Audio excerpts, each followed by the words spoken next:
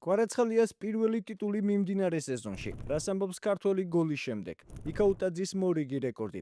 მექვაბიშვილის პირველი ტიტული. 19 წლის ქუთაისელი მებრძოლის მიერ მოპოვებული კამარი ესპანეთში და ეროვნულ ლიგაში ბოლო შეხვედრებში გასული გოლები. ამ და სხვა საინტერესო სიახლეებისთვის უყურეთ ვიდეოს ბოლომდე. დავიწყოთ საფრანგეთიდან, სადაც ხვიჩა კვარაცხელია ზედიზედ მეორედ საფრანგეთის ჩემპიონი გახდა. ქართველის Paris Saint-Germain-ი ლანსეს სტუმრად და 0-2 დაამარცხა და ერთი ტურით ადრე ლიგა 1-ის ჩემპიონობა ზედიზედ მეხუთედ იზეიმა, ისტორიაში კი მე-14-ად. რაც ასევე მნიშვნელოვანია, ამ გამარჯვებაში თავისი წვლილი ქართველმა შეიტანა. კვარაცხელიამ ანგარიში 29 წუთზე გახსნა და ლიგა 1-ში მერვე გოლიც გაიტანა. აღსანიშნავია ისიც, რომ ხვიჩა კვარაცხელია გახდა პირველი ქართველი ფეხბურთელი, ვინც ევროპის ტოპ 5 ლიგებში 40 გოლი გაიტანა. გეტყვით იმასაც, რომ Paris Saint-Germain-ის გულშემატკივრები ამბობენ, რომ ქართველი მიმდინარე სეზონში ოქროს ბურთს იმსახურებს.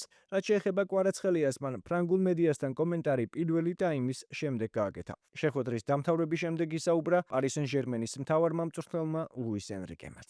მათ მოსმენამდე დაალაიქეთ ვიდეო და გამოიწერეთ არხი. ძალიან საინტერესო შეხვედრა. გოლის გამო განსაკუთრებულს არაფერს არ ვგრძნობ. ვფიქრობ, ჩემპიონობასთან ძალიან ახლოს ვართ. მხოლოდ ეს არის მთავარი. კიდევ უნდა მოუმატოთ, რადგან ჩვენი თამაშის ხარისხი ისეთი კარგი არ არის, როგორიც უნდა იყოს, მაგრამ საბოლოოდ ჩვენ ვიგებთ. ამიტომ მეორე ტაიმში უნდა გავიდეთ და ჩვენი თამაში ვითამაშოთ. ძალიან რთული თამაში იყო. გვეგონა ჩემპიონთა ლიგის შეხვედრაში ვთამაშობდით. ლანსი მეტს იმსახურებდა. ბევრი მომენტი შექმნეს, მაგრამ დღეს საფონოვმა წარმოუდგენლად ითამაშა. ჩვენ ძალიან მაღალი დონის შეხვედრა ვიხილეთ. ეს უფრო მეტია ვიდრე უბრალოდ ის სამი ქულა, რაც აქ მოვიპოვეთ. ადვილი არ არის ასეთი ტიპის თამაში ასეთ ატმოსფეროში. მწვრთნელი ასეთი რაღაცეებისთვის ყოველთვის მზად უნდა იყოს, თუმცა რიგ მომენტებში ჩვენ ვერაფერს ვცვლით და ყველაფერი ფეხბურთელებზეა დამოკიდებული. ჩემპიონატის დამთავრებამდე კიდევ ერთი თამაშია დარჩენილი და უნდა განსავსხოთ, თუ რამდენი წუთი უნდა ითამაშონ ფეხბურთელებმა. შეგახსენებთ, რომ Paris Saint-Germain-ს 76 ქულა აქვს და ბოლო ტურში 17 მაისს პარის დერბში დაუპირისპირდება და საჩემპიონო ზეიმით და თასის გადაცემის ცერემონიაც ამ შეხვედრის შემდეგ გაიმართება. ახლა კი ესპანეთი, სადაც გიორგი მიქაუტაძემ მორიგი შედეგიანი შეხვედრა ჩაატარა და სევილიასთან 20 წუთში ჯერ საგოლე გადაცემა გააკეთა, შემდეგ კი გოლი თავადაც გაიტანა. ამის მიუხედავად ქართველის გუნდი მაინც დამარცხდა 2-3. მიქაუტაძემ ამ შეხვედრაში 70 წუთი ითამაშა. უნდა აღვნიშნოთ, რომ ეს ქართველისთვის მე-12 გოლი იყო ლა ლიგაში. მიქაუტაძემ ერთი გოლი მიმდინარე სეზონში ლიონშიც გაიტანა. შედეგად ერთ სეზონში გატანილი 13 გოლით მან საკუთარი რეკორდი გაიმეორა. უფრო კონკრეტულად კი ტოპ 5 ლიგის ერთ სეზონში 13 გოლზე მეტი არც ერთ ქართველს არ აქვს. ამასთან მიმდინარე სეზონში მის ანგარიშზეა 6 საგოლე გადაცემაც. რაც შეეხება ვილიარეალს, ის 69 ქულით მესამე ადგილზეა და ჩემპიონთა ლიგის საგზური გარანტირებული აქვს. ვილიარეალი მომდევნო შეხვედრაში 17 მაისს სტუმრად რაიო ვალეკანოს დაუპირისპირდება. რუმინეთის თასის ფინალში კი ანზორ მექვაბიშვილის კრაიოვამ პენალტების სერიაში უნივერსიტეტ კლუჟი დაამარცხა და ჩემპიონობა ისეიმა. აღსანიშნავია, რომ ქართველმა 11 მეტრიანების სერიაშიც მიიღო მონაწილეობა და თავისი შანსის გამოიყენა. მექვაბიშვილისთვის ეს პირველი ტიტულია რუმინეთში, თუმცა მის გუნდს კრაიოვას ოქროს დუბლის შესრულების შანსი აქვს, რადგან ისინი რუმინეთის ჩემპიონატის დამთავრებამდე 2 ტურით ადრე სატურნირო ცხრილს 46 ქულით ლიდერობენ და მეორე ადგილზე მყოფ უნივერსიტეტ კლუჟს 1 ქულით უსწრებენ. აქვე გეტყვით კიდევ ერთ კარგ ამბავს. ალექსანდრე მუკბანიანი ესპანეთში ორგანიზაცია მეომრების იმპერიის ქამრის მფლობელია. 19 წლის ქართველმა ჩემპიონმა, რომელიც პროფესიონალებში ჩხუბობს, მთავარ ბრძოლაში მაროკოელი მეტოქე პირველ რაუნდში 2 წუთში დაანოკაუტა. შეგახსენებთ, რომ ალექსანდრე ესპანეთში ცხოვრობს და 2 გზის ესპანეთის, 1 გზის კატალონიის და 4 გზის საქართველოს ჩემპიონია. ქუთაისელი მებრძოლი ახლა ესპანეთის საჩემპიონო ქამრის მოსაპოვებლად ემზადება. გეტყვით იმასაც, რომ მისი პროფესიონალური რეკორდი 6-დან 6 გამარჯვება. აღსანიშნავია, რომ 6-დან 5 გამარჯვება ნოკაუტით მოიპოვა. დაუმარცხებელ ქართველ მებრძოლზე უფრო ვრცელი ვიდეო შეგიძლიათ ნახოთ ამავე არხზე. ახლა კი საქართველოს და ეროვნული ლიგის მე-12 ტურის ბოლო 2 შეხვედრა, რომელიც საკმაოდ უხგოლიანი გამოდგა. სპაერმა გაგრას უმასპინძლა და 3-0 დაამარცხა. თბილისის დინამო კი რუსთავს ესტუმრა და დაძაბულ ბრძოლაში 3-2 გაიმარჯვა. აქვე გეტყვით, რომ მე-13 ტურის შეხვედრები 15, 16 და 17 მაისს გაიმართება. ახლა კი გიტოვებთ ამ ორ შეხვედრაში გასულ გოლებს და კომენტარებში დაწერეთ, რომელი მოგეწონათ ყველაზე მეტად. რა თქმა უნდა, თუ დაგავიწყდათ, დაალაიქეთ ვიდეო, გამოიწერეთ არხი და ჩართეთ ზარის ღილაკი, რომ არ გამოგჩეთ შემდგომი საინტერესო სიახლეები. დღეს ძირითადში არიან ისინი.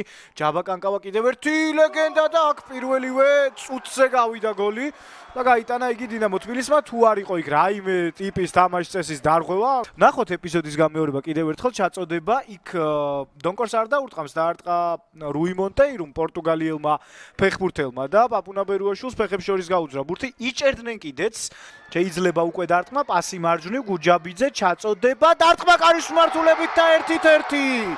იუტა ნაკანოს გოლი რუსთაველებმა წონასწორობა პრინციპში მალევე აღადგინეს.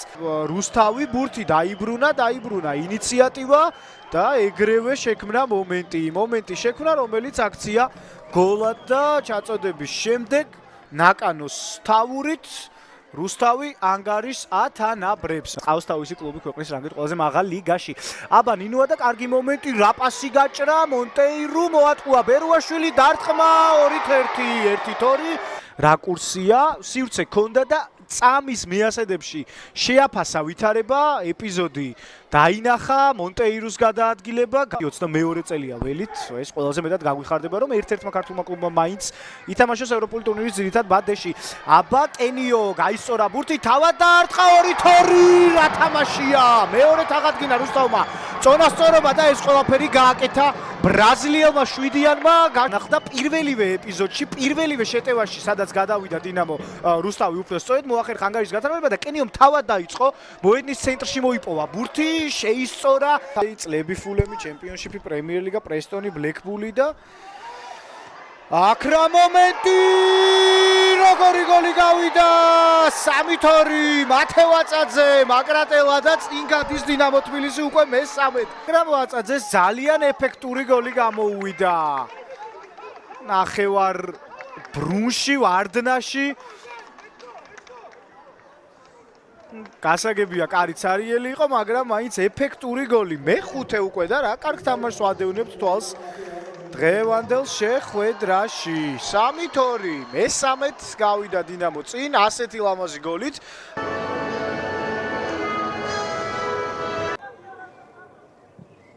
ჩაწოდება საჯარიმოში 1-0. სპაერმა გაიტანა მატჩის 44 წუთზე ბუნტური გოლის ავტორი. კიდევ ერთხელ ნახოთ. ჩაწოდება იყო სივრცე, მარტო დატოვეს ბუნტური და მანაც კარგი თავური დარტყმით მოახერხა ანგარიშის გახსნა. უბრალოდ გიორგი ცეცხლაძემას დამაგვირგვინებელ ფაზაში ბრწყინვალედ ითამაშა და ანგარიში გახადა 2-0. აშკარად ოხტა ზოიძისგან ფეხში.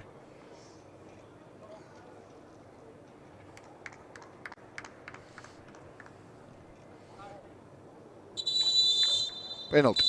კი ბატონო, სამხარაძე გამორბენი დარტყმა 3-0. პირველ წრეში 3-0, მეორე წრეში 3-0 სპაერი გაგრას პირველივე 2 წრის მატჩი ამარცხებს. სპაერი ამ მოგებით დააგროვებს 15 ქულას და გადაინაცვლებს მე-6 ადგილზე.